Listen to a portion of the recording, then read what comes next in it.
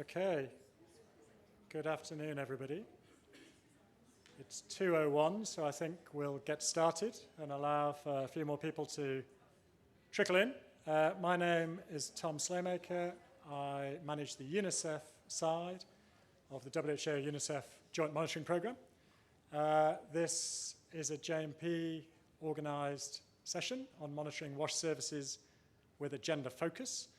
And this is how we propose to use our time. We'll have a brief introduction in a moment from Cecilia Sharp, who is our Director of WASH at UNICEF. And then we're going to have some highlights from the JMP Progress Update on WASH in households, which came out in July and had a special focus on gender. We'll then have a bit of a discussion around what was in the report. And then we're going to talk about an upcoming consultation on some emerging proposed priority indicators for measuring and monitoring gender in WASH going forward. We'll have an intervention over Zoom from one of our colleagues at Emory University. And then we're going to have a panel discussion about what it all means, how do we move forward, what next. So that's our agenda. I'll come back in a minute, but before I do that, I'm going to hand over to Cecilia to give the introduction.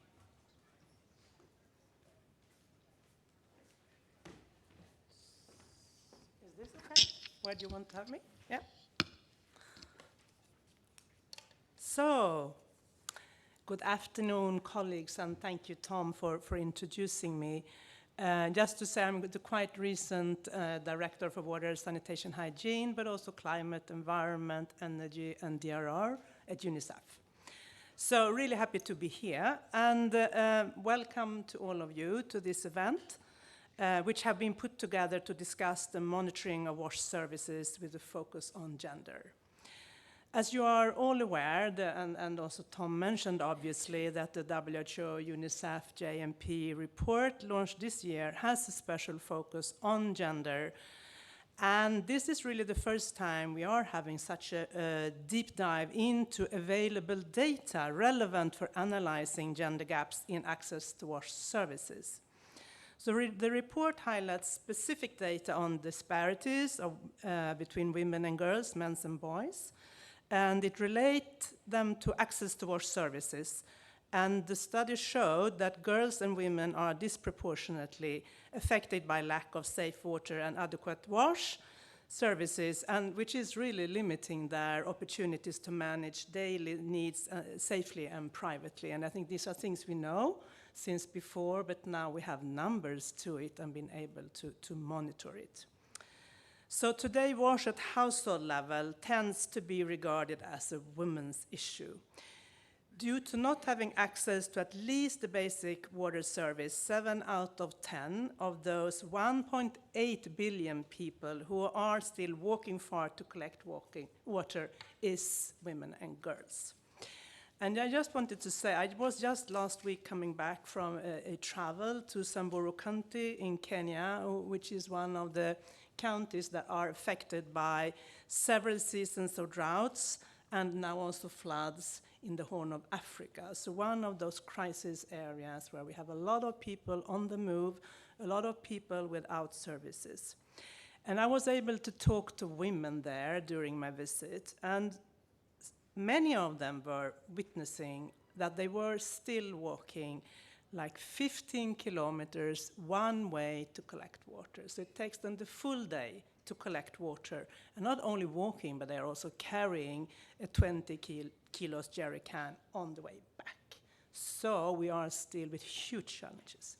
So access to water and sanitations are not only human rights, but they are also about power, they are about voice and resources.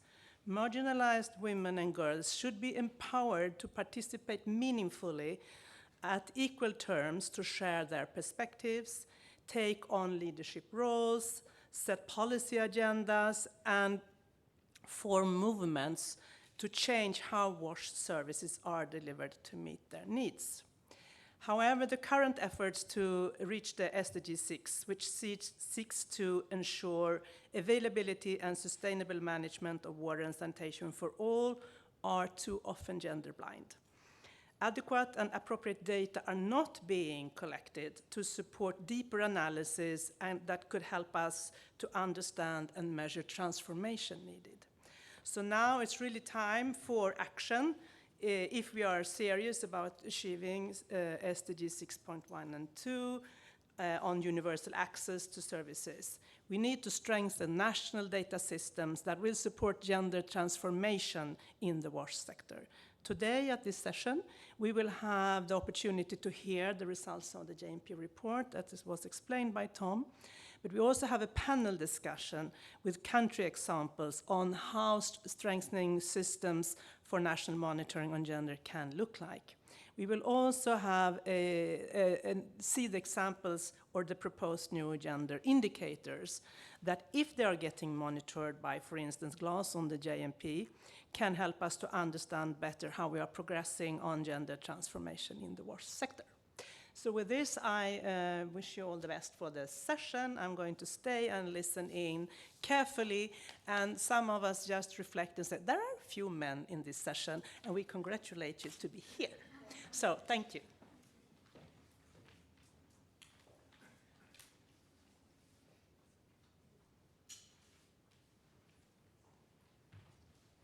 Okay, thank you very much, Cecilia, for that nice introduction.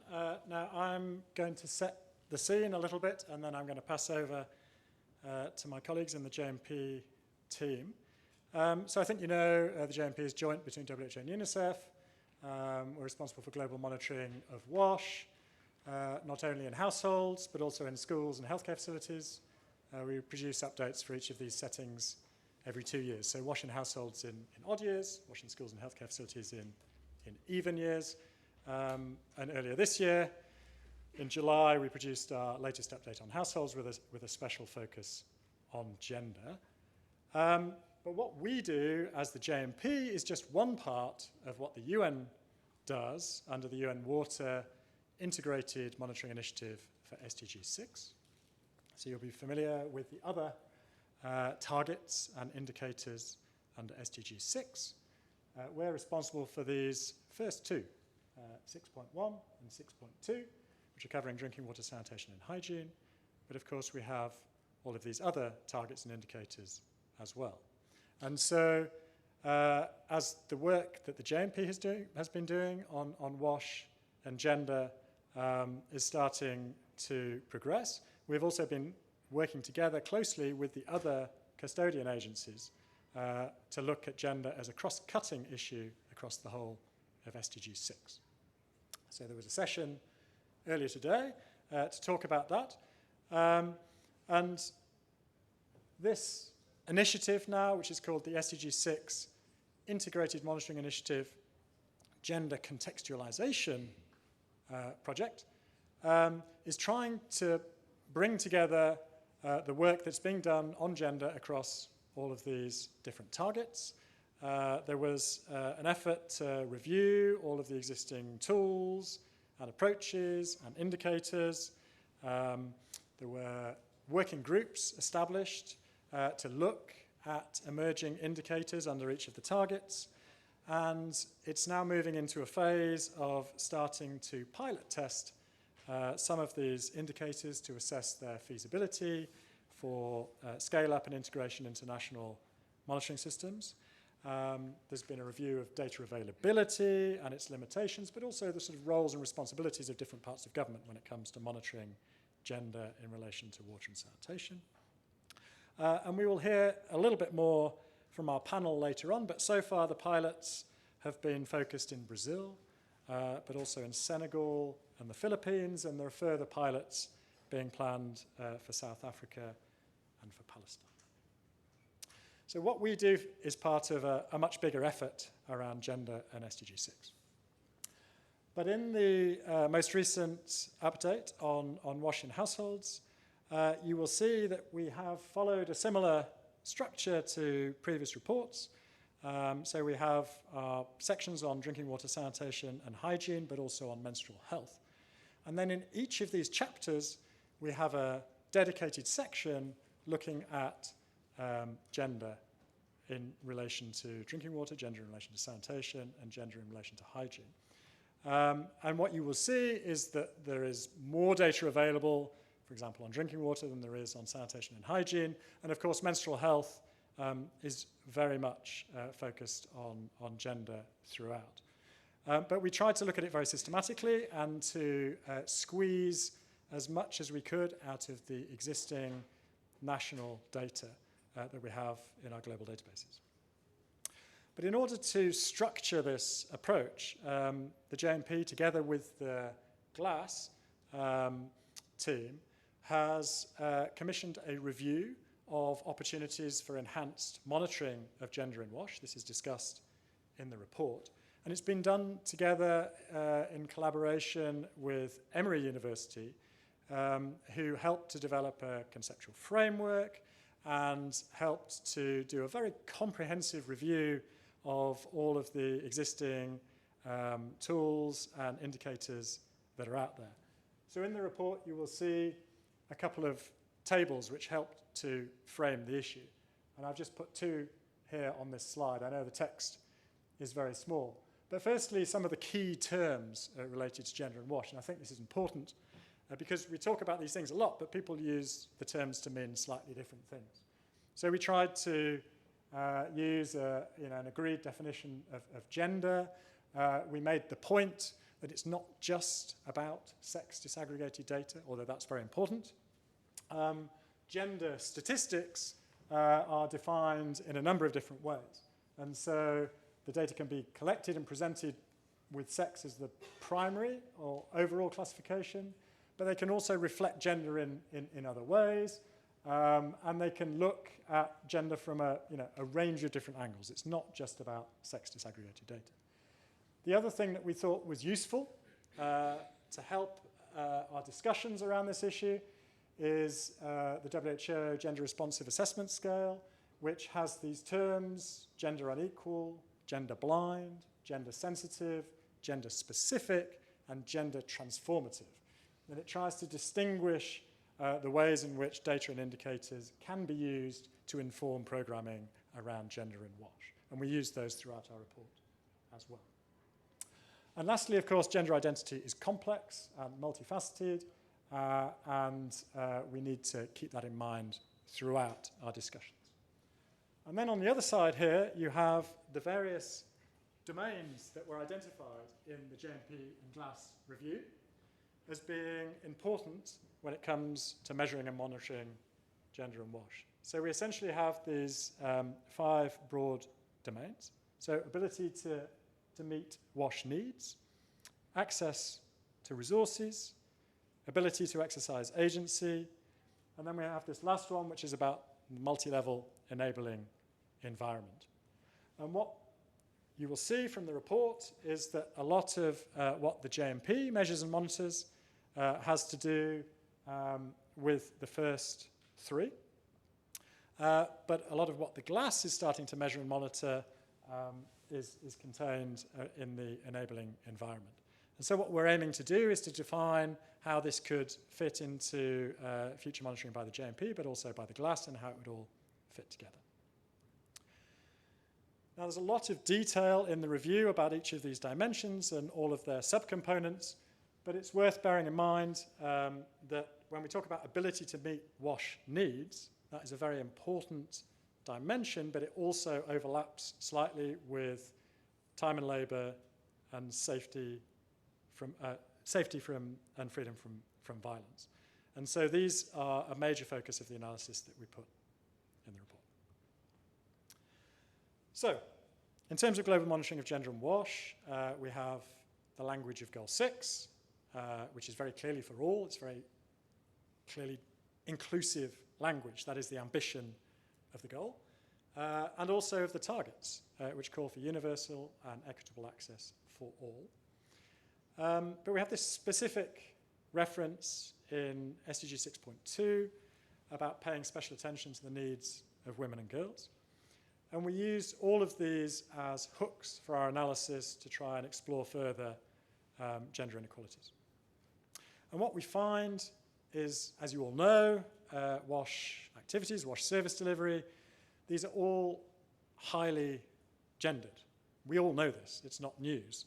But when it comes to data and monitoring, we don't necessarily have the data and the indicators that we need to be able to track whether or not we're making progress reducing inequalities. We have relatively few examples of sex disaggregated data that are collected at the scale that we need to be able to compare progress across countries.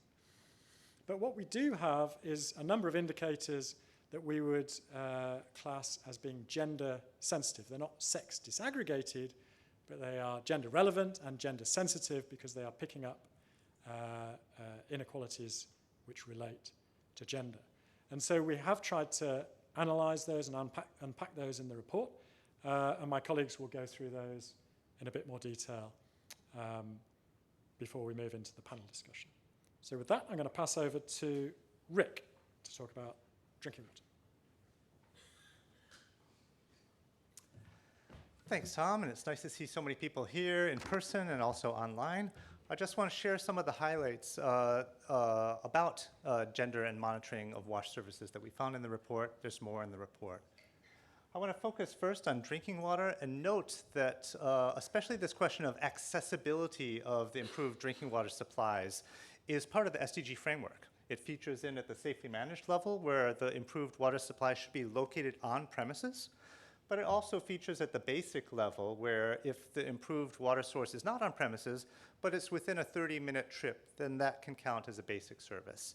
If it takes more than 30 minutes, we would call that a limited service. So already somehow this accessibility, which has a gender component, is built into the SDG framework.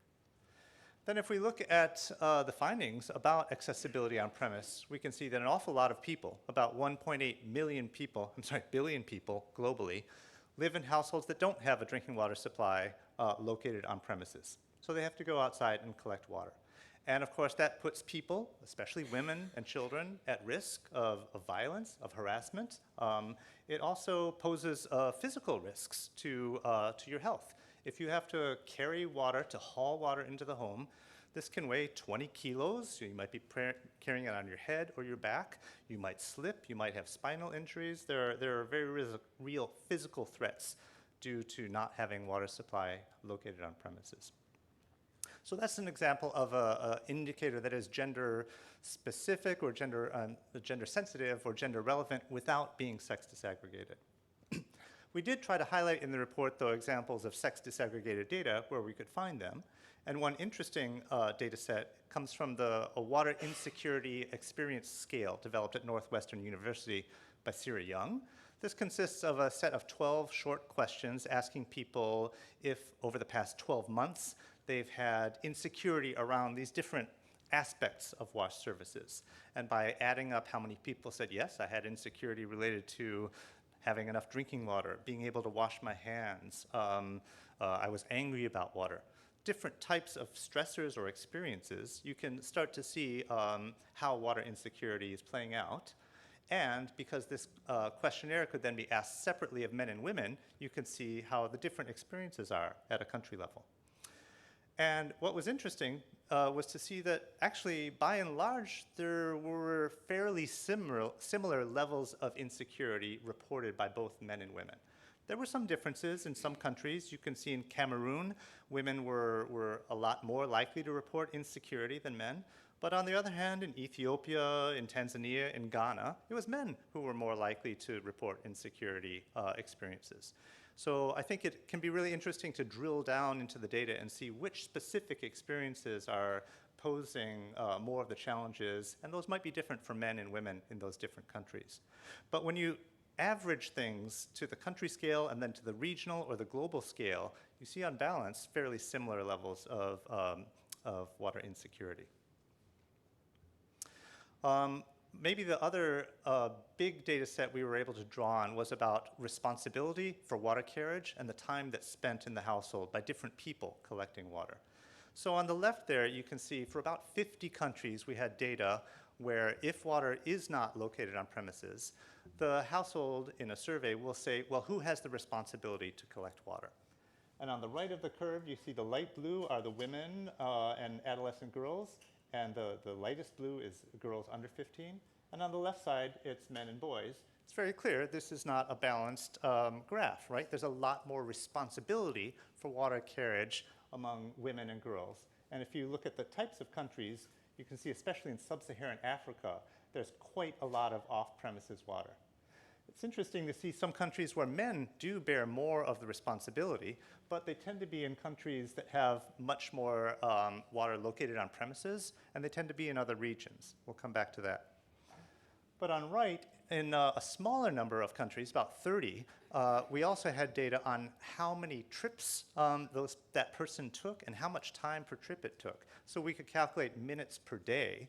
And again, the inequality is even greater here, where we see the vast majority of the burden, especially in these sub-Saharan African countries where there's a lot of water carriage going on, is being done by women. And here, if you see some of the countries like Dominican Republic or Tunisia, where men are more responsible for doing the water carriage, well, they mostly have water supplies on premises. They're mostly spending less than 5-10 minutes per day doing that, whereas in these other countries, it can be half an hour on the average. And we did have enough countries with that kind of data that we could sum up to the regional level and the global level. And we found that globally, about 1 in 6 households, 16% of the population, needs to collect water. And about 2/3 of the time, it's women who do that work. Maybe about 1/4 of the time, it's men, and then girls doing more work than boys. You see a very similar distribution in sub-Saharan Africa, where almost half of the population still needs to collect water. And a similar distribution in Central and Southern Asia, though you're more likely to have water on premises in those countries. It's interesting to see that in other regions, Northern Africa, Western Asia, Latin America, it's actually the men who do more of the water collection, but they're much more likely to have water on premises. In Latin America and Caribbean, only 3% of households need to collect water from off premises.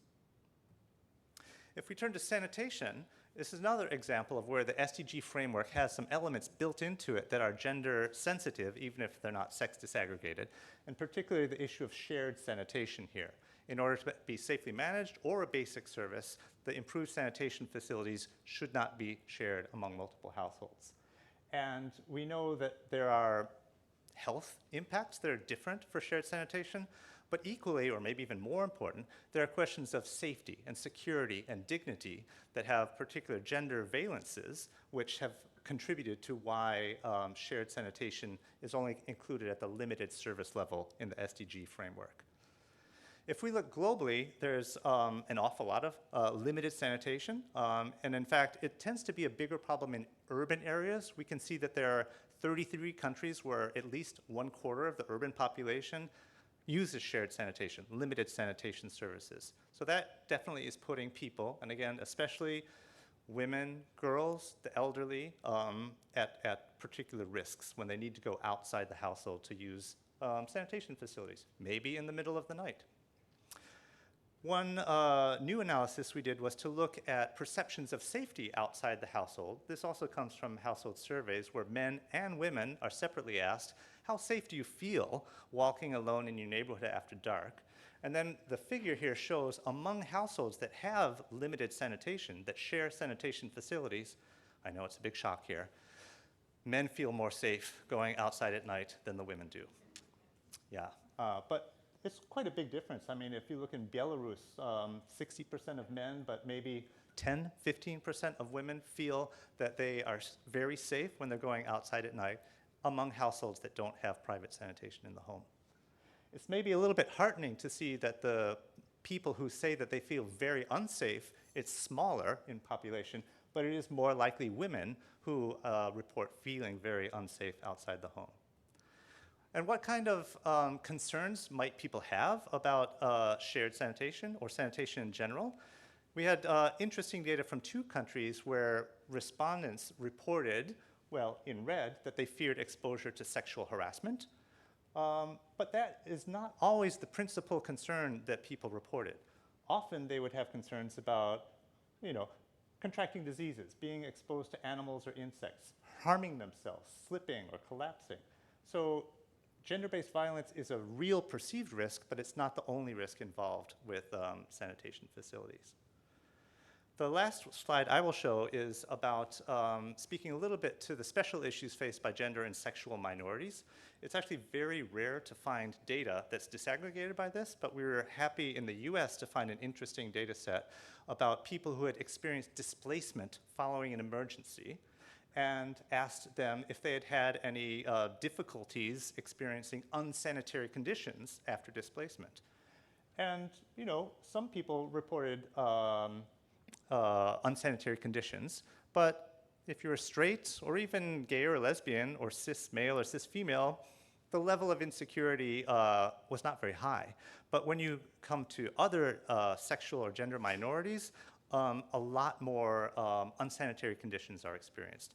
And the highest level was expressed by those transgender individuals, where an amazing almost 90% said that a lot of difficulties, unsanitary conditions were experienced after the emergency around sanitation. So this is just like a teaser because we don't have very much such data, but it does, I think, point to some important inequalities. Aicha is going to carry on talking about hygiene and then menstrual hygiene. Yes, I'm Aicha Donmez. I'm working with the JMP team as well, another member here. And I think I was so proud about our time. Somebody was asking, shall we, warn you if we have left 5 minutes, 10 minutes? And I was telling, no, we don't need that. We are so good at it, but no, we are not. Now we ran out of the time, actually, so maybe we will push the question and answer part at the end, just to let you know, so that I can present. So yes, we move ahead with hygiene, and it's another SDG indicator, SDG 6.2.1b, the second half of that indicator, and it is availability of a hand washing facility with soap and water at home, basic level we are searching for for the SDG monitoring purposes. And it's ranging from basic, limited is either you are lacking soap or water, but you have still the hand washing facility, and no facility, you don't have the hand washing facility basically. For our reports, we always monitor, we always publish results among the differences among countries and also within countries. When it comes to hygiene, the inequalities, let's say, within subpopulation groups are maybe more visible, especially if we think about, for instance, one example is a woman primarily taking care of the domestic chores or taking care of the children at home. Hygiene is, again, we can consider it another gender-sensitive indicator. We try to highlight, although we, as I said, in our reports, we published mainly national-level data or within among countries comparisons. In this specific report, especially as we highlighted gender, we digged some available data for starting with, for instance, this one is showing that a small number of studies here in high-income countries have either asked people about their reported hand-washing practices or observed actual hand-washing behavior in public settings, such as bathrooms in universities, transport hubs, or museums. And you see here the circle, the empty ones are actually the observed ones, which are very limited number. You see 2, 3, actually, or 4. And the filled ones are the reported ones. For instance, here you see in England, I don't know if you can read. Yes, actually it's good. On my screen it's very small, that's why I was a bit worried. So in England, when you see the separate, by the way, squares are for, squares, not diamond shapes, are for men, and circles are for women. We see the gap is more, like they are reported I want to just check the numbers correctly because it's difficult to see, as I said here. I should maybe use the screen. Yes, 32% of women, of men reported to be washing their hands after critical moments, let's say, and while 65% is women reported. So it's like double. I'm sorry, man. Here, I know we have men in this room. I didn't want to embarrass anybody, but that's one of the findings. If you see go down, you see the distribution very easily. But there are also other things, like On the top one, by the way, these are all specific studies. They are not national comparative. They are just, research studies, let's say, we highlighted, and the references are available in our report. But the first one here is interactive. We have two of those results. Maybe you will see the first top one and one before, one after. They compared both, like what is reported and what is actually happening. And there is also a difference when it comes to women and men. I don't blame men that much this time, but still the difference is a bit higher in men.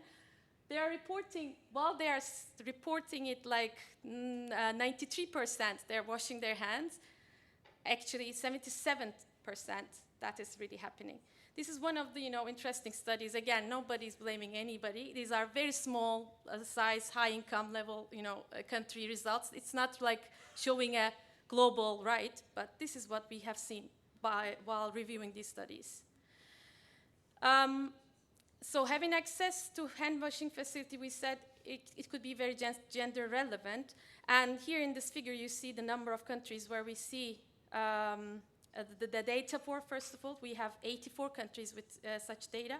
And in 10 countries, more than half the population still had no hand washing facility in 2022. This result is from our last report again.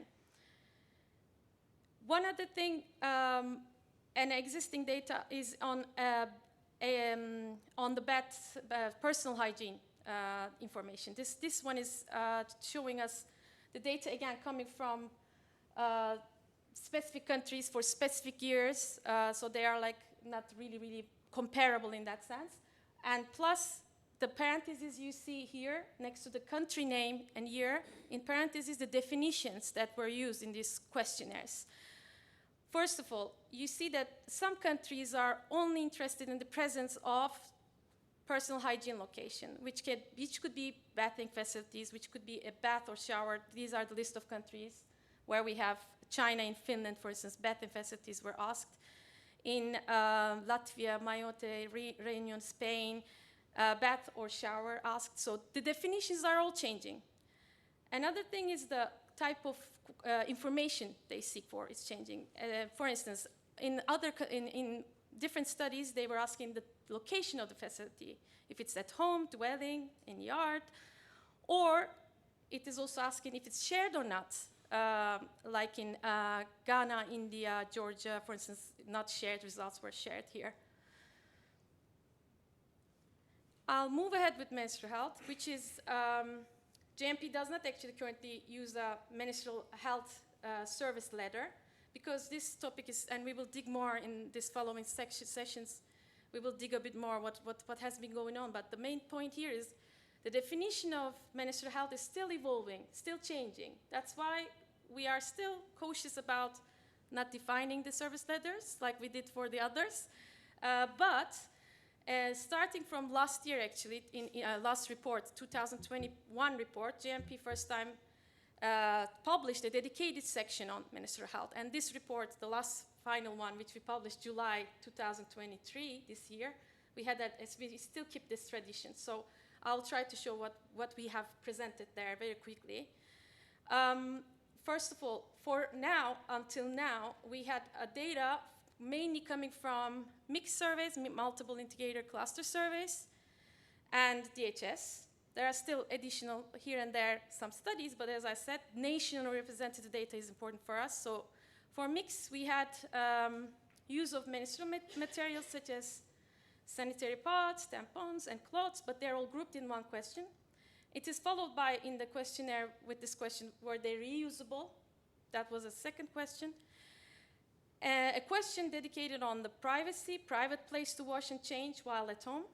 And last question that we have in mix so far, starting from 2017, by the way, until now, participation in activities during menstruation, such as school or work and social activities, but they are, again, all together grouped in one question. In DHS 8, we had question on the type of menstrual materials, where they are listing one by one those items, not grouped. Again, privacy, we have the same question.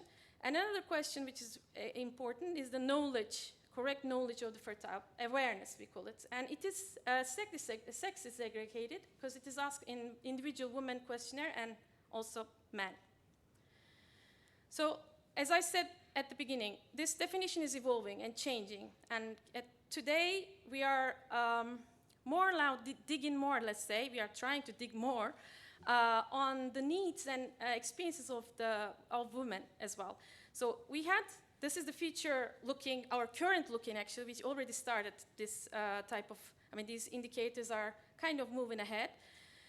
We had the materials already, facilities, we talked about privacy, knowledge we had from DHS, but these two components are for us new. Discomfort, disorder, which is like if they were able to reduce their menstrual pain during their last menstrual period when they needed to, and supportive environment, which is if they would feel comfortable seeking help for menstrual problems from a healthcare provider. As I said, some of the items are already been used, we published results. Now there are data sets, data sources collecting this, but now we are more and more investing on this, and actually we published a documentation on this, proposed questions on menstrual health for inclusion in household surveys. You can access through the QR code, through the link to that document. And Mix 6, which I showed you earlier, the questions I listed, has just finalized, and they launched a new Mix 7 right now, actually it's now ongoing. And some of those listed future menstrual health indicators are already embedded in this questionnaire. I think Mongolia will be the maybe first one. You may correct me, because I know that this is going to happen, and we reviewed the questionnaire already. And we have these questions. So participation, we still have it, but we have the disaggregation this time. We are asking one by one, line by line, schools, work and social activities. They are individually asking the questionnaire. Privacy, the way we put together that question has changed. Do you have any worry that someone would see you while changing menstrual materials at home? The concept of privacy was not clear. That was the reason why actually we renamed it a bit. Then if they, rather than, if they are using any menstrual material or not, now the question is if they had enough materials to change them as often as they wanted to. And the two additional domains I just mentioned, discomfort, supportive environment, they were included in this questionnaire. And finally, were missing, as you may remember, the awareness question. Now we have awareness of menstruation before menarche. In our last report, this is the distribution of number of data sources we put together, not the data sources, sorry, countries where we have data from, for each privacy, private place, and participation domains. And you can see that we had data for 53 countries, representing 7 out of 8 SDG regions in our report. This number is always growing, but slowly. One detailed example also I can provide from our report is on the distribution of these 3 core indicators we had data for until now, which is existent use of materials, private place, and participation, and all together as well. If there's data, if there's information coming from all of them, 3 together. And these questionnaires, by the way, are asked to, this is a selected set of mixed questionnaires from 2016 to 2022,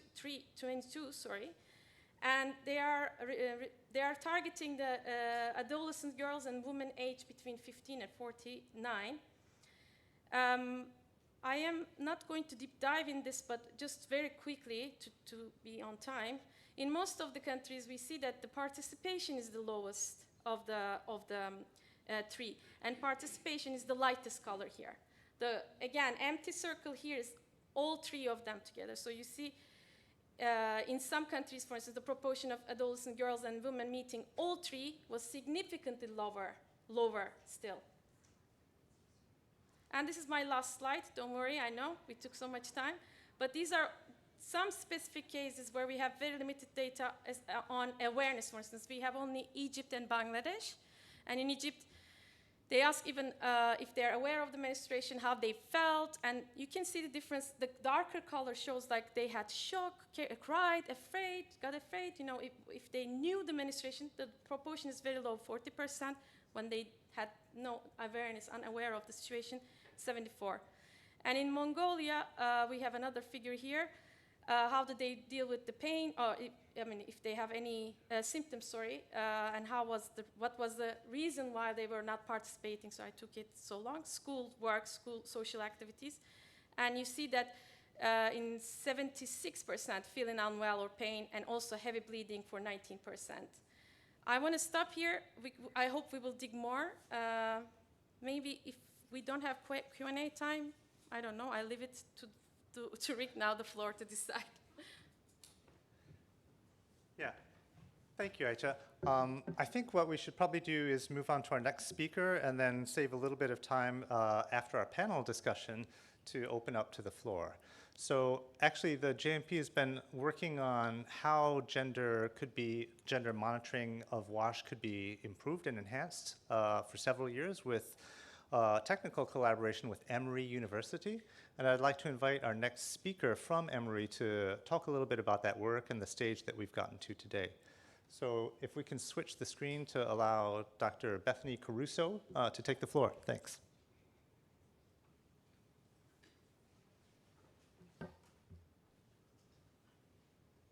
Great, and hopefully everybody can see me and see also the slides. And I just want to say thank you to everybody. Is it there yet? Should I wait a few minutes? And can you hear me? Okay, I think I can see myself up on the screen, and I've also shared my slides. Can you see the slides? We can hear you, we can see you, and we don't see the slides yet. We're working on it. Okay. Let me know if it makes sense for me to turn off my video. So our tech says that they can see my slides in the Zoom meeting, but maybe just connecting that to the studio is the next.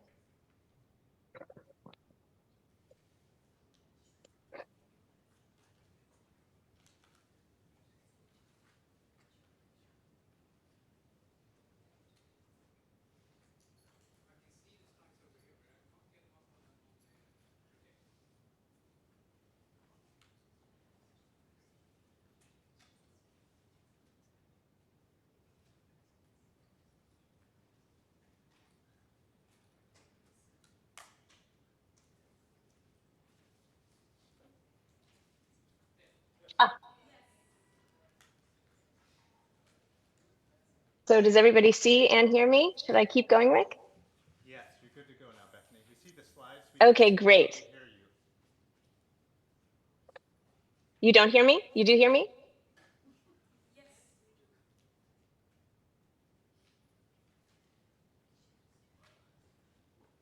We hear you well, Bethany. Okay, you just need to thank go you. ahead with the slides. We cannot see you, sorry about that, but we see the slides. That's Fine to not see me. All the better. Better to see the slides. Okay, thank you so much. It's so exciting to be here and see all the work that's been done related to gender and monitoring. I'm going to talk a little bit about this consultation process. First, let's talk about the need. The need is evident, as been talked about at the very beginning of this presentation by Tom. It's important to know, though, that the 2030 Agenda prioritizes achieving gender equality across all the 17 goals. So this need is really important. And as we know, while SDG 6 seeks to ensure availability and sustainable management of water and sanitation for all, it is in fact gender blind because there are no gender specific indicators, as has been reported multiple times in UN women reports. The objective of this consultation has been to identify priority gender and WASH indicators for integration into national and global monitoring. And the specific objective of this presentation is to make sure we describe to you the deliberate process for identifying these priority indicators, and also to solicit your feedback before these recommendations are finalized. So as Tom noted in the beginning, we have this great report now that focuses on gender, and there is a 4-page spread that talks a little bit about some of the processes of this consultation.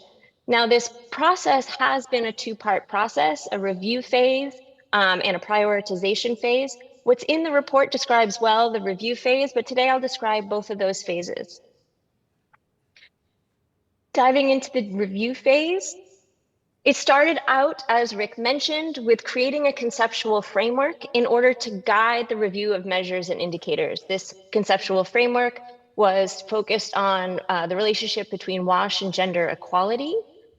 And this was externally reviewed and had a huge impact on all the activities moving forward. We've presented this with this framework and the literature review in a report, and this is available on the JMP gender page. Here's a brief snapshot of what this conceptual framework looks like visually. I know some of the definitions, which are all on the right and in the JMP report, have been shared previously by Tom, but you can see how all of these domains are interrelated. We then used this framework in our next phase. We created an inventory of all the tools and measures that we could find related to different aspects of this framework. And then we sorted the framework. We sorted all of these tool measures by these framework dimensions.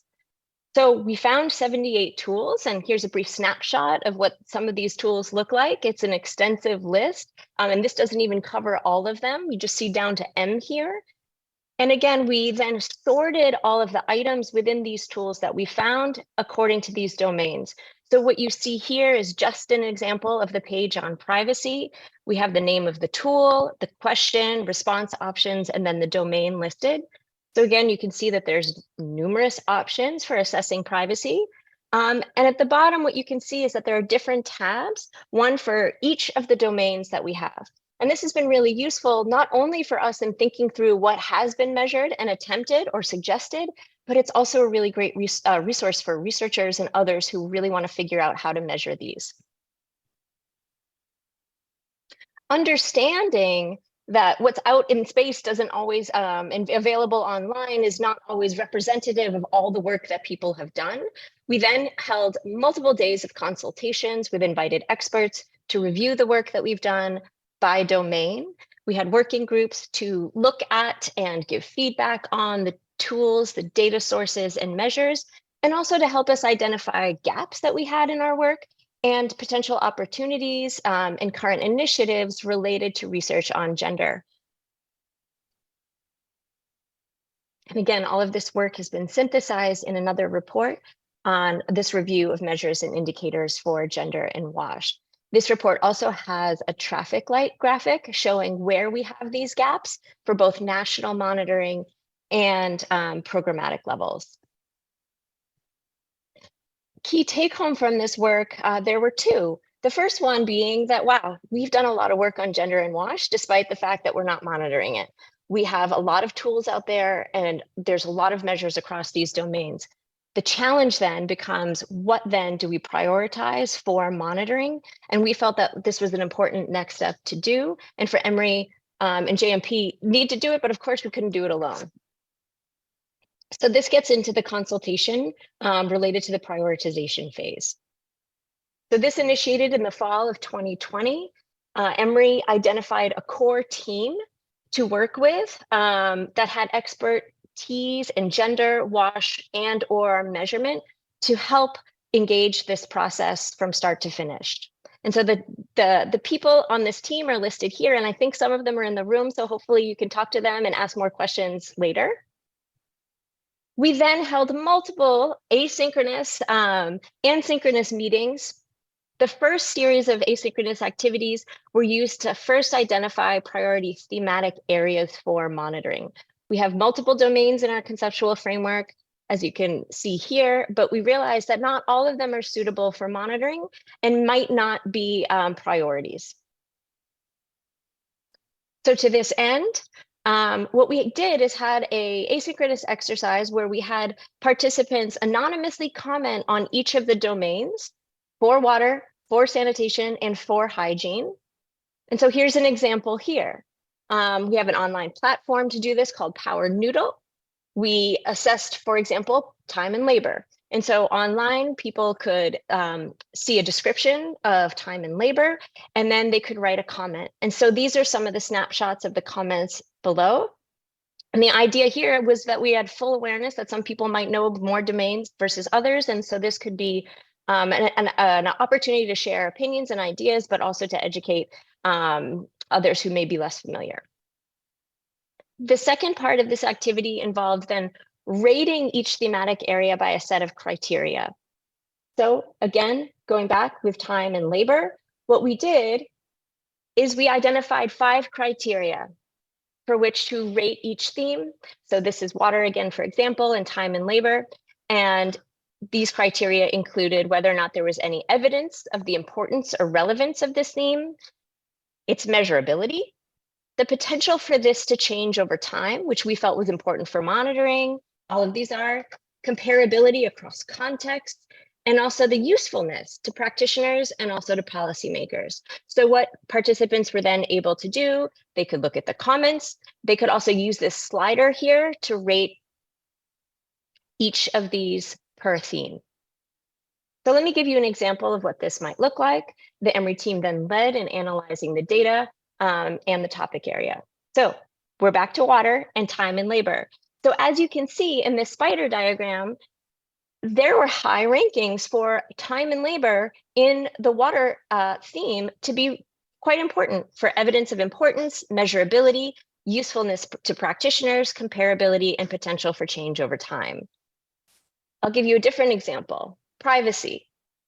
For water specifically, people felt like, privacy related to water collection is not really useful for practitioners, not really that important for relevance for this topic. Comparability, measurability a little bit better, and then potential for change over time was also limited. So we use these data to help us inform our decisions about which priority areas to keep for water sanitation and hygiene. And it's important to note, for example, that privacy was not considered important for water, but we did end up thinking it was important for sanitation and hygiene. So there is variability across this. We then prioritized these focal areas and created long and short lists of potential indicators. So we agreed on a synchronous meeting of what these thematic areas would be by reviewing all of these data collectively. We then, for each of these agreed upon thematic areas, Emory led the process of identifying all the potential indicators or measures that we could use for each of these. And then spoke with, shared all of these with our core team, who reviewed and commented on each one asynchronously. It was a very extensive process. We then used that to call back the list even further and agreed then on a long list of potential indicators through a series of many synchronous meetings and lots of really vigorous and informed and excited debate. Once we had this long list, we then deployed a survey to over 100 pre-identified WASH gender measurement experts who provided feedback on 43 different potential indicators. And Emory analyzed these data and refined this list even further with the core team. And this gets us to where we are now. We now have a draft list of 15 priority indicators from the 43 that we had go out for review in gender and WASH, and they're now posted for public review and comment. This is a link, this is a screenshot below of the JMP gender page. If you go to that page right now, what you'll see actually is a link at the very top of what these priority indicators are. Thank you for posting that, Rick. I want to say a few things about these priority indicators. We very much aimed to have these priority indicators complement, not rewrite any of the existing indicators.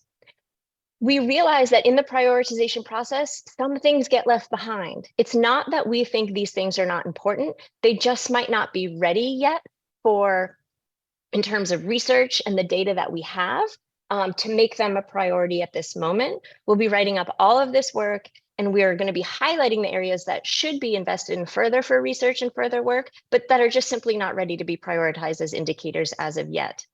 And the second thing to note about these indicators is and I think Aisha and Rick noticed this as well, is that they represent an interesting movement and recognition of experience in water sanitation and hygiene over just infrastructure, which is, I think, quite exciting. Now I'm going to give you just a snapshot. I'm not going to go over all of these indicators here, but for these are the short list for water, the short list for sanitation, and the short list for hygiene. Again, based on time, I'm not going to go over each and every one, but I do recommend that everybody take a look. The document has at the outset this list, and those who want more information, there's an appendix that breaks all of this down even further. So let me show you an example. This is one example indicator for WASH. Average time children spend collecting water for household use per day by gender and age. So we propose measures. In some cases, there are existing measures that can be leveraged. In other cases, we don't have measures, so we throw out opportunities to test out some new ones. So here you can see these measures, and you can also see the theme that these relate to. We also have a set of questions that we provide answers to for each indicator. For example, has the measure ever been validated or tested? Are there data at scale currently? Are there plans for regular data collection at scale? Is it featured in the JMP report? Is data available for immediate adoption of the indicator for national and global reporting efforts? And I emphasize this because this is not just JMP responsibility. This is about national level monitoring and reporting. So some of these indicators that we propose, like the one right here, this data has been collected. We know that. It is not consistently and regularly reported on as an indicator, though. So here's just one example. And this is just one example of something that already has data to leverage. There's further support for the questions that we answer here below. So we're very excited to get comments before we can finalize some of these recommendations. This QR code has a link. If you don't have time now, just take a picture of it so you can access it later. It's also, this link again is going to be available on the page, the JMP gender page, and you'll be able to see that this will get you right to a survey to provide comment on the indicators if you have them. You don't have to comment on all of them. If one just strikes you, please feel free to do it. And you can also look at the survey will also provide you access to the extensive documentation that I just referred to. So thank you so much. And I just want to say thank you to the core and Emory team who's been a part of this consultation, and also to the JMP team, which has been a wonderful partnership. Thank you so much.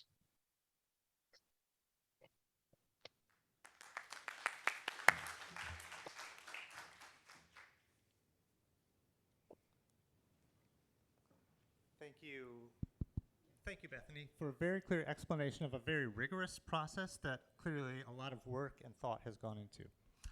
I encourage you to not fill out the survey right now, though, because we have a distinguished panel that we're going to move to next. But the link to that survey is found in the chat on the Stockholm application and also on our website if you just go to the JMP gender page. But with that, let me invite up our distinguished panel. First, we have Ana Carolina from the Brazilian National Water and Sanitation Authority. Ana, please come on up. I'll get out of your way. We also have Lisa Schechtman from USAID in Washington. And we have Jess MacArthur, who has recently completed a PhD on monitoring gender and WASH. So we've definitely got some expertise here that can be shared. Okay, and please, if you're either in this room or online, you can also write your notes and thoughts in the chat online. We'll come to that. And after a little bit of panel discussion, we'll also open the floor. But I wanted to start with Jess. So Jess, since you've just finished a PhD, you've been thinking deeply about monitoring gender and WASH. You've just heard from Bethany about things that would be great to monitor. You've heard from the JMP about what data we've found. But it's hard, you know, and there's big data gaps, and it's difficult. So I wanted to ask you to start off by just telling us why you think we should care about monitoring gender and WASH. It's hard. Can't we just leave it go? Can we just, I mean, I could just walk away. It's a very big question. Easy. I like acronyms, and I like things that all start with one letter. So I'm going to give you 5 I's, and that will be my answer. There are many ways, and this is just my take on it. There are many great scholars and great academics who've written much more than I have on this topic. But the 4 reasons that I care about gender and WASH together would be it's integral. So we've talked about gender or WASH being gendered. That might be a funny word to you, but that basically means that every aspect of WASH has some kind of gender dimension. Whether you're thinking about water management committees and the fact that most of the people that sit around those are men, or if you're thinking about who is washing a baby's bum, mostly it's mum. And so when you think about those different things, it's always comes to a gender dynamic. So that's the first one. That's that WASH is, gender is integral to WASH, the first I. Second I is inherent. So we often talk about the disproportional impacts on women and girls with poor WASH. So there's different biological needs and different access needs. So the inherent needs. The third one would be kind of these instrumental impacts. That's a big word. I won't unpack that at the moment. But the idea being that when we get women involved, we see bigger impacts, and we see bigger aspects for sustainability, higher functionality data. So we do see changes and beneficial changes. And then the fourth one is ideological, and that is because it's kind of the right thing to do. When we think about the human right to water, when we think about the right to gender equality as well, it's kind of the right thing to do. So we have an integral, inherent, instrumental, and ideological. That'll be my academic answer to that. Is it not important? Oh, it could be too? important. There we go. I like that. I'll add that. Okay, I propose a 5th one. No, thanks. And of course, we're a bit preaching to the choir here, Yeah. but I think you've laid out some different reasons why it's important to consider WASH and gender. I want to turn next to Ana from Brazil. You've heard Jess explain some reasons why monitoring gender and WASH is valuable. You've heard from Bethany some proposed indicators. And in Brazil, you've been involved for some time now in reviewing what type of data are available, linking gender and actually all of water across all of Goal 6, but including WASH. So I wondered if you could share some of the experiences you've had and what you've found about what kind of data are being collected that link gender and WASH in Brazil related to some of the issues that Jess and Bethany and the JMP report have raised. Okay, thank you. So in Brazil, we are experiencing the pre-pilot. In May of 2022, Brazil was invited by the UNWRA to integrate the monitoring initiative for SDG 6 to participate in this pre-pilot study on water and gender context that's promoting the inclusive gender-sensitive analysis. And in this work, we chose to work on 2 fronts. In the first front, we saw to investigate the aspects related to the representativeness, political violence against women, inclusion of gender in legal and regulatory instruments, and the low participation of women as protagonists in events related to water resources. And the second work front of the study, the 190 indicators proposed by the UNWRA were evaluated, and the focus was on seeking to understand the proposed indicators in addition to identifying partners, institutions, aligning research and proposed indicators and possible databases for disaggregation by gender. These databases, current or future databases, okay? Among the results of the surveys carried out, we identified that 22 indicators have partially available data, and just 13 indicators had the full data available, provided through, I think, the 12 institutions. Despite the fact that it was not possible to advance in carrying out the calculation of the indicators, it is understood that this data collection contributes to the development of institutionalized databases and greater approximation of partners, institutions, and in this process. Internally, ANA implemented in 2016 a committee inside the agency to treat about all about that. It's called the Pro-Gender Equity Committee. It's institutionalized inside the agency, is like formal and makes part of the agency formally. This was defined, something defined in the National Plan of Policies for Women. Is a program from the Presidency of the Republic in Brazil. So in 2018, Anna was recognized by the GWP as a golden example for this, for having created the Pro-Gender Equity Committee. In 2021, we have a new law. This law was approved, establishing a program for the protection and promotion of menstrual health in Brazil too, indicating a progress in Brazil in analyzing the capacity to meet WASH needs with regard to menstrual hygiene too. This is very important. Lastly, in August of 2022, the Women for Water Talent Platform program was launched. It's like a platform available online where we can, women specialists in water resources can put their curriculum and be founded to work in different fronts in sanitation in the water market. And this too is a result of a partnership with Anna and all the system of water in Brazil to promote the participation of the women in the politics of water. Thank you, Anna. You can see there's a lot going on in Brazil, which is one reason we are very happy to partner with you on this UN Water pilot initiative. Going back to 2016, I especially like the example of the professional development and the networking for women working in water. I think that's so important. There's also, shout out, there's a Tuesday networking event for women in water here at Stockholm this week. But I want to follow up a little bit on the gender review, because even with the gender committee and all the work that's been done in Brazil, you found that over 100 indicators were reviewed and only data were fully available for 2022, something like that, partially available for another 13 or something. Yeah. So I know there are a lot of other indicators where data just aren't available.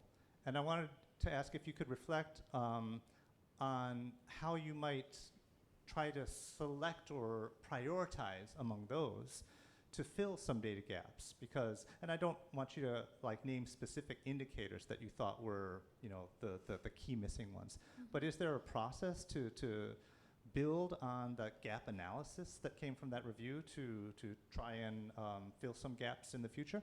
Okay. In Brazil right now we are having we are in a very special moment. I think that the most the indicators of hygiene and sanitation is a big issue for us. It's a large gap of our indicators are related to hygiene and sanitation more than the water. In water we have more. But now in Brazil, we are 2 years now with a new law. It's like a sanitation reform.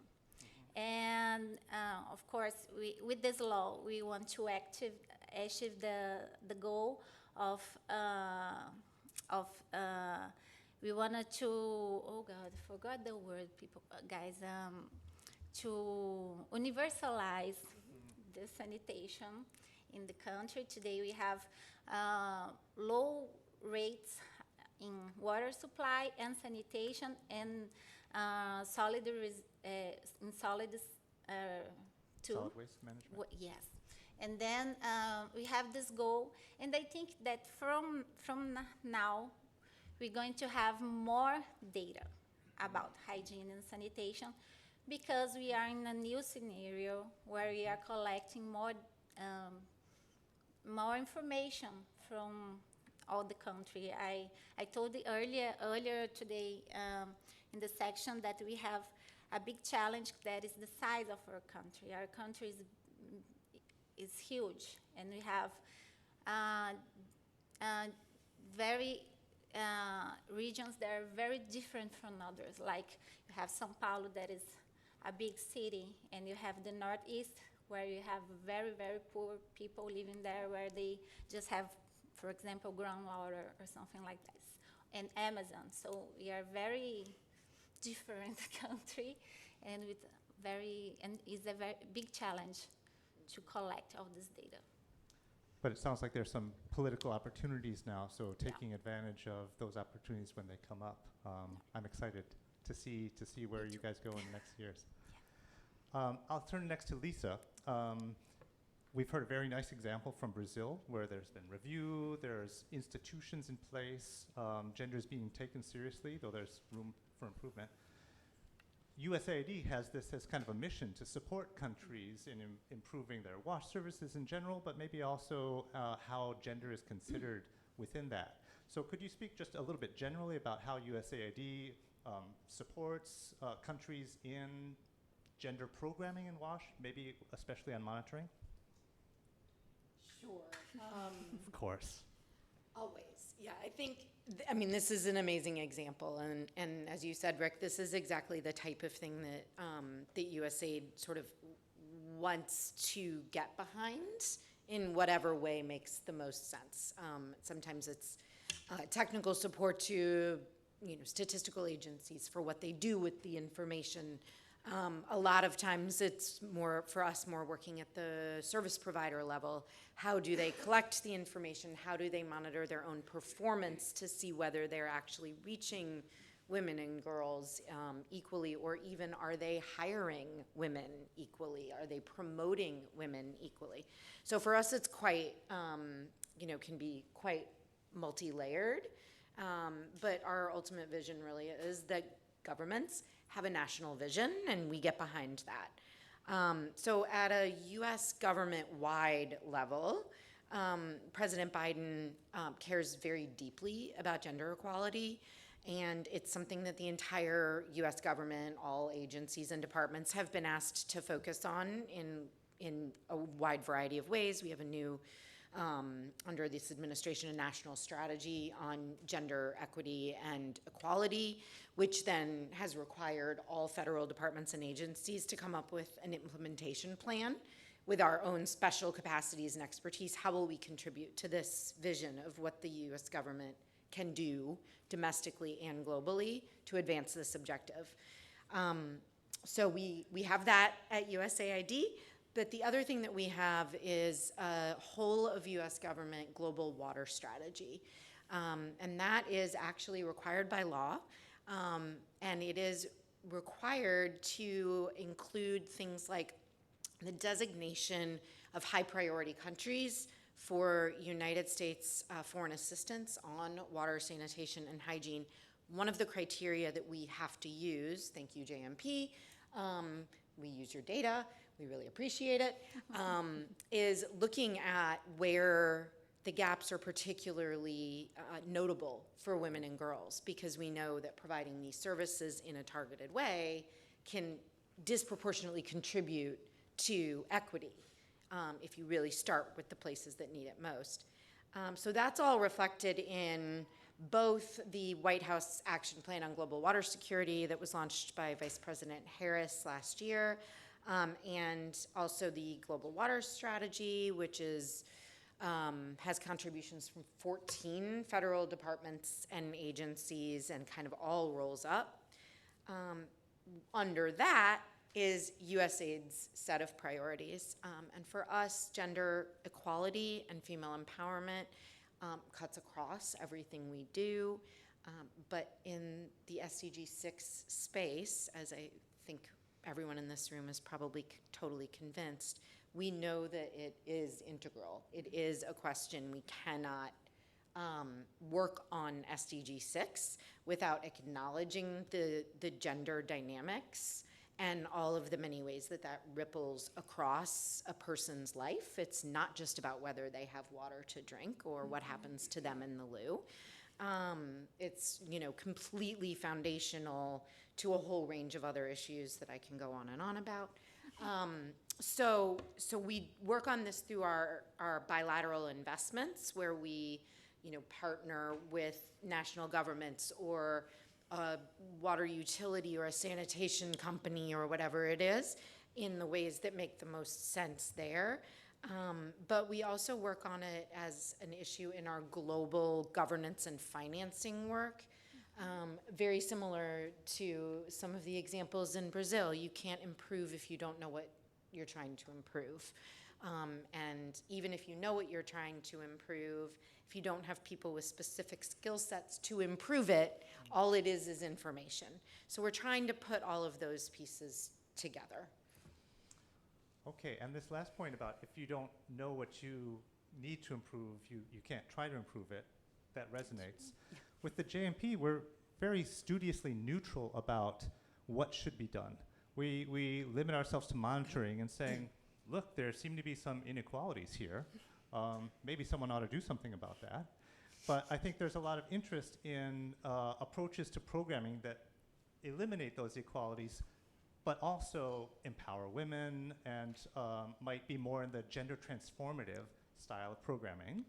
So Jess, I want to turn to you because I know you've been working on gender transformative programming, especially in Asia and Pacific countries, and ask if you could share some of those experiences and especially how monitoring would be different and what you would need to monitor differently under a gender transformative approach. Yeah, thanks so much, Rick. So I think I'll just do a very simple definition, my definition of gender transformative WASH. And often we think about, we want to, you might hear this phrase, we want to empower women so that we have better WASH outcomes. That would not be a transformative approach. So that's the opposite, in fact. So we might want to think about, we want to work, we want to see WASH as an entry point to better gender equality, which then leads to better WASH, which then leads to more gender. And you kind of see it more as a cycle, and these things being very connected. That's my working definition, if you will, of gender transformative WASH, where we can't untangle kind of improvements in gender equality and improvements in WASH. So what does that mean then for how we monitor? Well, the programs that I've worked in, and primarily in Asia and the Pacific, we have to measure both changes in gender equality and changes in WASH and look to see how those are synergistically connected. And that requires unique forms of data collection and often is really difficult to scale to these national levels. And so to me, it's just exciting to see what we have as these preliminary indicators that already get us so much further than we've ever talked about before. But recognizing that at the programmatic level, there might be even more that needs to be done. And also thinking that when you take this kind of gender transformative approach, you run the risk of potentially doing more harm if you don't have the right monitoring, if you don't have the right staffing, if you're not able to follow up and check that backlash isn't happening.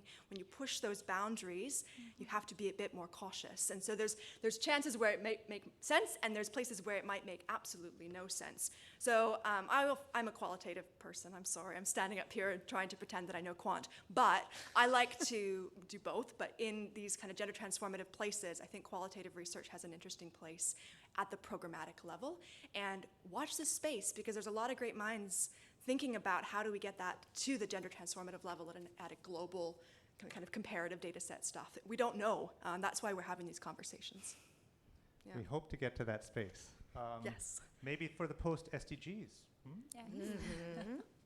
Anna, I want to turn to you next, and we've heard some interesting ideas about transformative programming approaches and how you would ideally be looking at the same time at measures of gender equality and measures of improving WASH services. And I just want to know if that resonates with anything you've seen in Brazil. You've been surveying what's being done, all these gender programs. Is there anything that looks like transformative WASH that you could give an example of? Sorry to put you on the spot here. I didn't give her this question in advance. Yes, this question is difficult. I'm thinking. I think that we have to. In Brazil, I'm really thinking that we have to advance more with this view of both things. So, for example, I think there's still a challenge to people in Brazil to see the gender, the gender and the water together is still a challenge, even for us. So I think that we still have a lot to walk together and to learn with you guys. That's why we are so engaged to be here, because I think that we have all this discussion about gender equity and everything separately.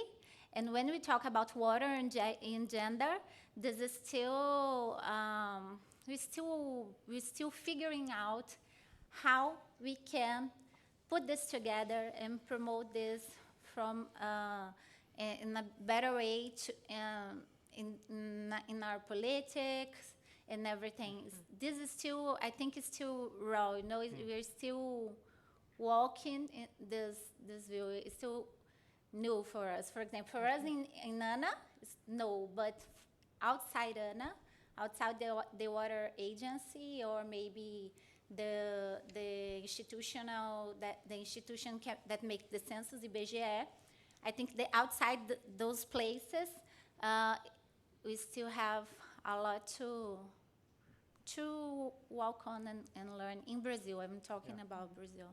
Okay, but It starts by talking about it and having Yeah, these reviews and institutions like you mentioned. And Yeah. earlier today you mentioned that just bringing data to the table gets people interested and Yes. acting in a way that it's not theoretical anymore once you can put even some limited numbers on things. But in the sector of water and sanitation, this is consolidated about the importance, for example, of gender equity when we look women, but maybe others still going on. Okay. Can we pause here and give a round of thanks to our panelists?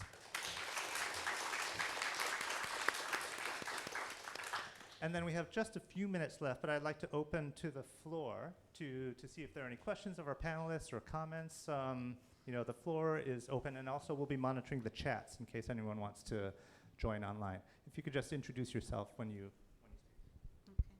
Okay. Thanks so much to our panelists. I'm Kate Harawa. I work with Water for People in Malawi. I was listening tentatively and looking at how much effort has been put in terms of looking at gender in WASH.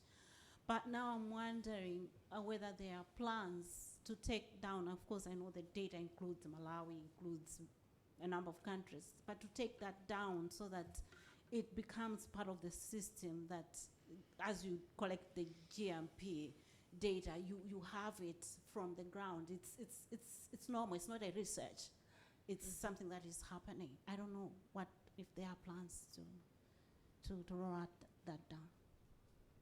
No, it's a great question what the plans are for moving from piloting to mainstreaming and making gender something that we routinely collect data on, not just as a one-off exercise. I'm curious if, Chris Nicoletti, I work at Splash. I was curious if you could talk a little bit about how the gender review did or did not include like institutional WASH in schools or healthcare, and if the recommended indicators are for kind of household, or if they also include household individual, but also kind of consider the institutional setting. Okay, so a question on different types of settings, households, schools, healthcare facilities.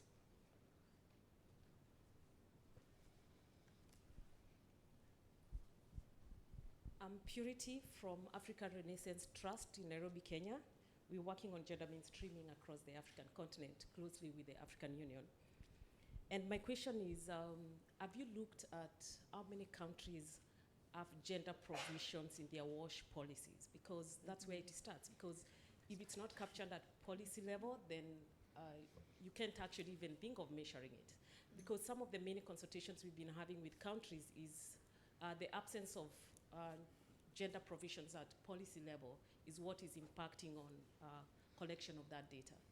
Then a quick one, have you looked at other settings like how gender in WASH looks like in humanitarian settings and collection facilities like prisons?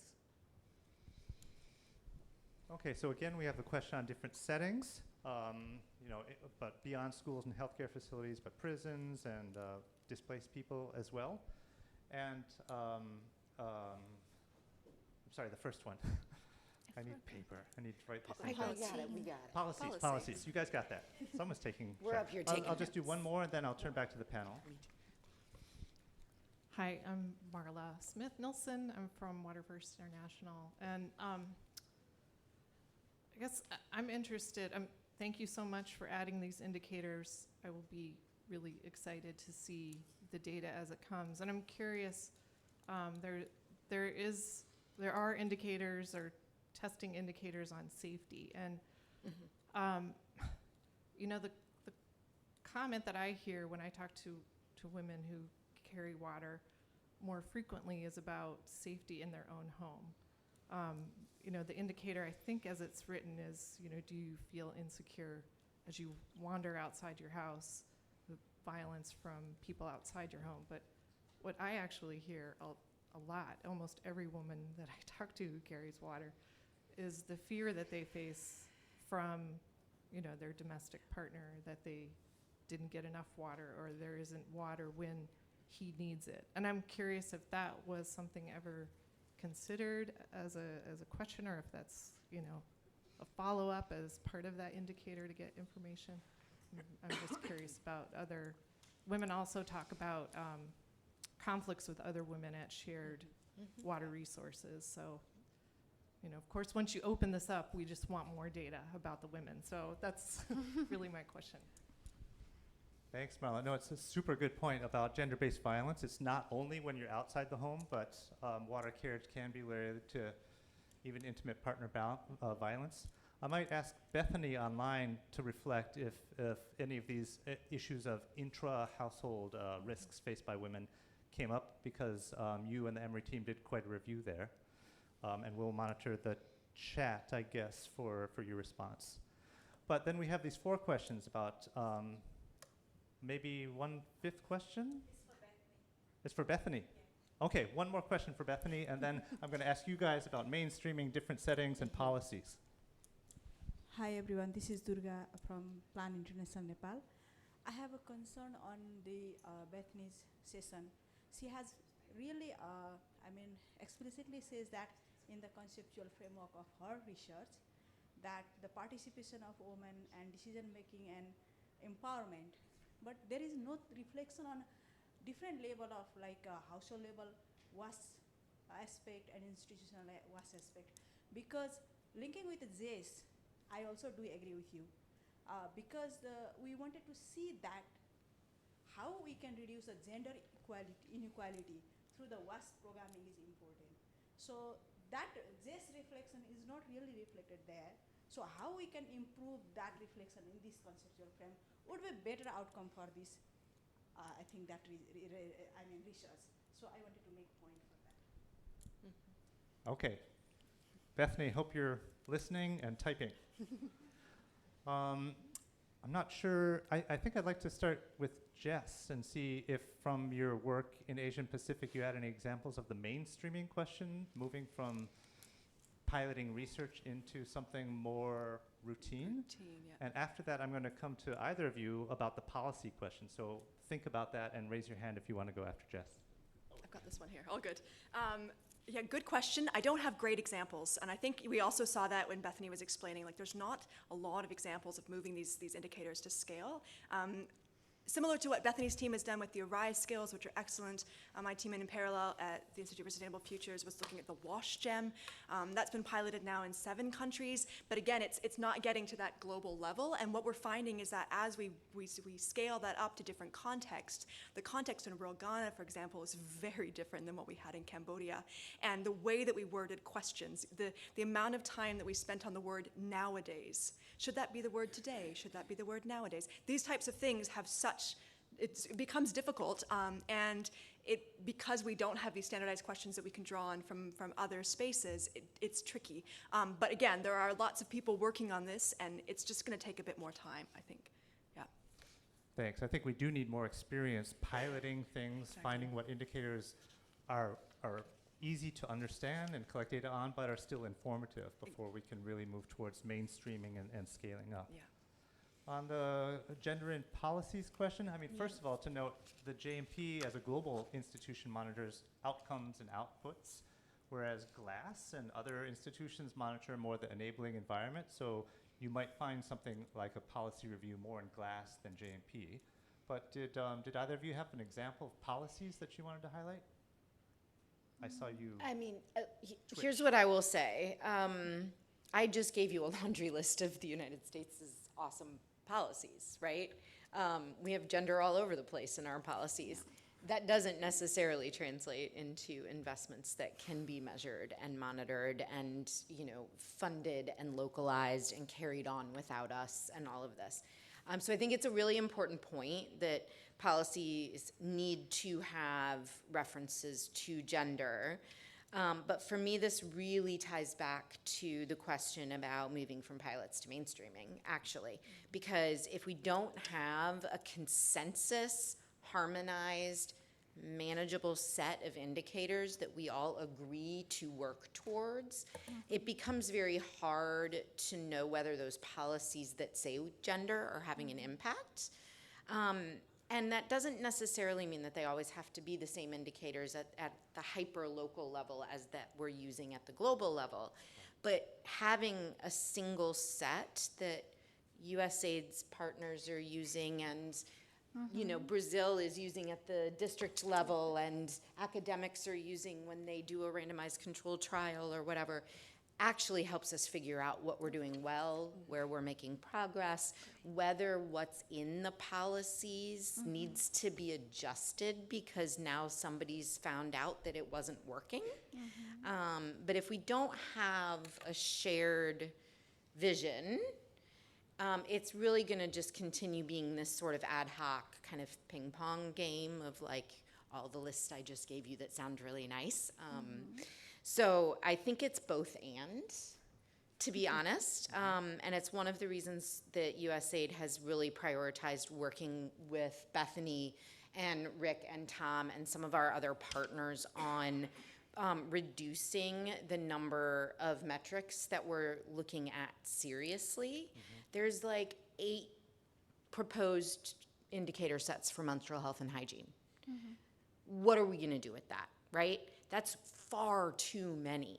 We need to stop and look at the best of it and test the ones so that we can stand behind them and then start thinking about what does that short set that we all work towards together look like.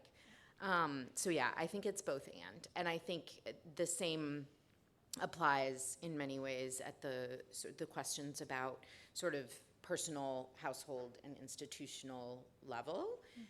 Our goal here is, I think, I'm going to speak for everyone in the room, that all people are equally empowered in all places that they go in their lives, whether that's home or a market or a school or right. So we want to all be kind of channeling ourselves in a direction where we've agreed on how we're going to measure whether we've succeeded there. Yes, that is the vision. Universal means everywhere, not just in Yeah. the home, right? Yeah.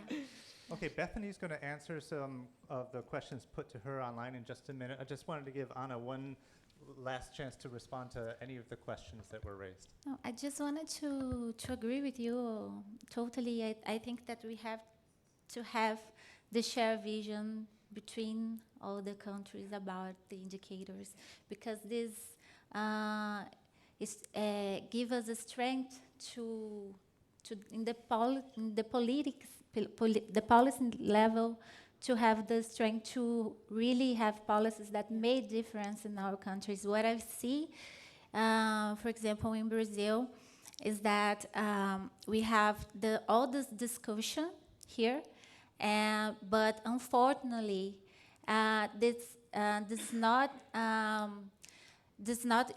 it's not clear to everyone and to the policymaker, for example.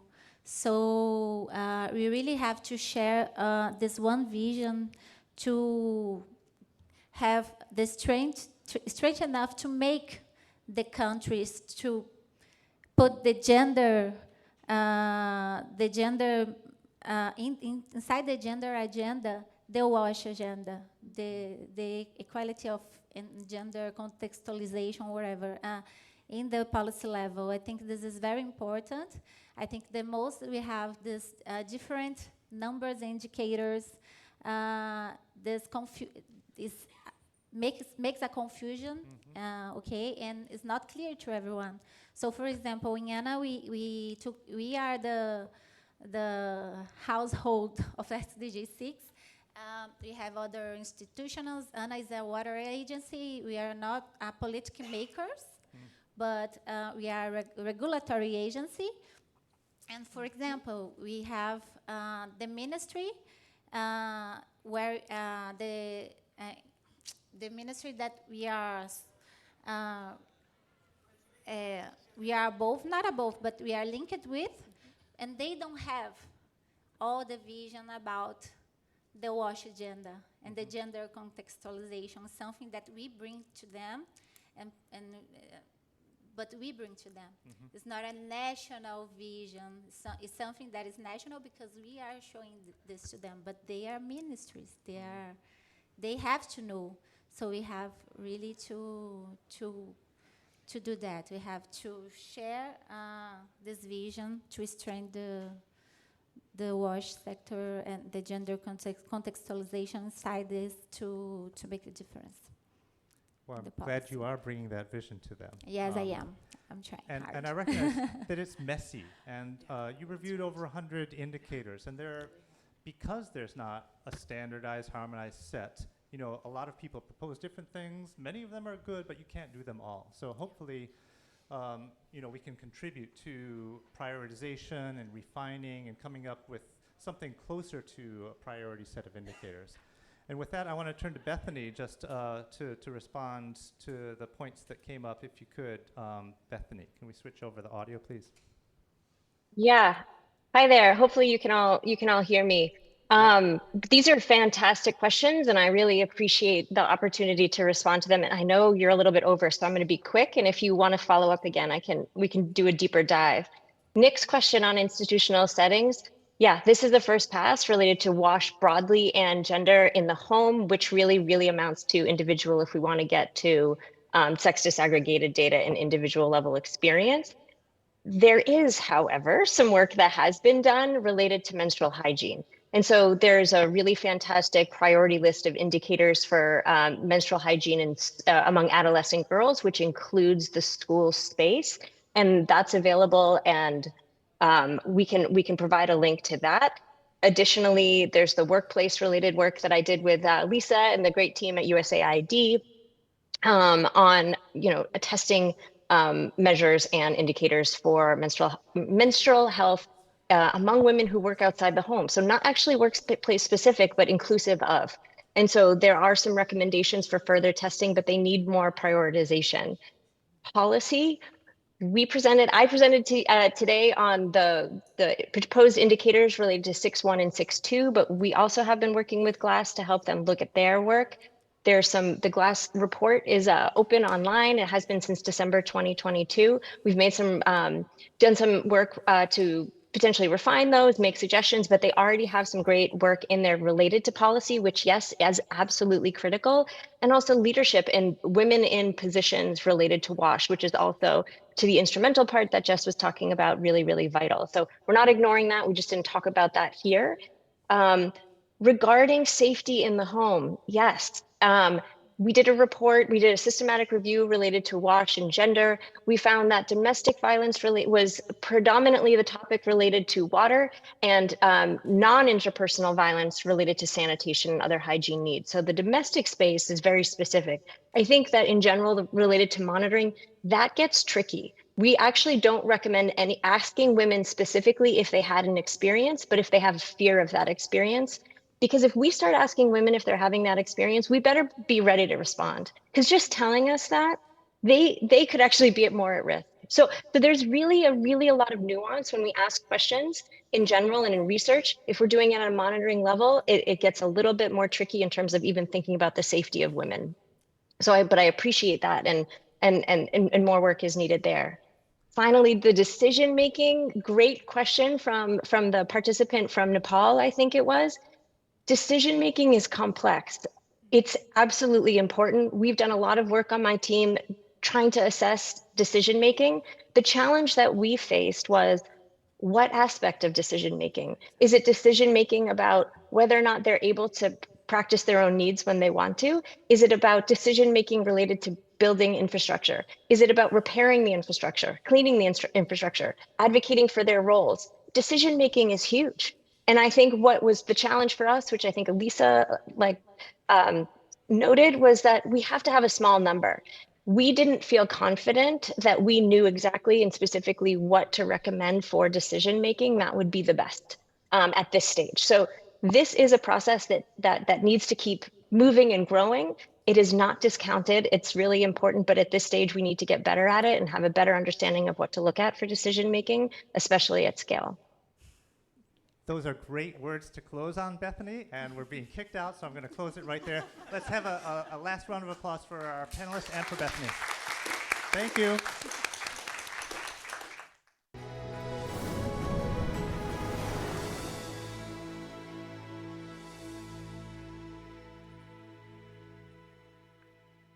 Recording stopped.